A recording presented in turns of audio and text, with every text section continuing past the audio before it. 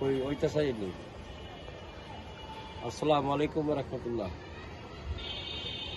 শ্রী দর্শক শ্রোতা, আজ আম্মার মৃত্যুবার্ষিকী, এর জন্য কবরে আসলাম। কবরবাসীর জন্য একটু দোয়া খেলাত করলাম। আমাদেরও আসতে হবে এই কবরে, এর থেকে কোনো মাপ নাই। আপনারা দেখুন সমস্ত কবরের পরিস্থিতি। এই কবরবাসী একে অপরের সাথে সম্পৃক্ত। এই কবর থেকে কারো মাপ নাই।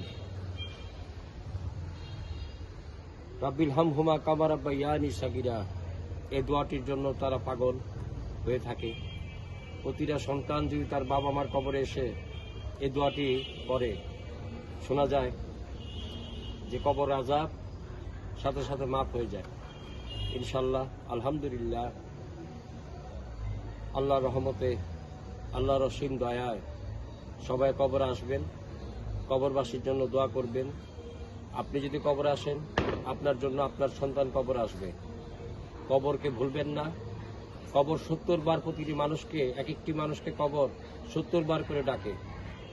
হয়তোবা আপনারা বুঝেন না বা ভাবেন না, কিন্তু ভুলে যাবেন না, প্রতিটি কবর প্রতিটি মানুষকে 70 বার করে ডাক দেয়।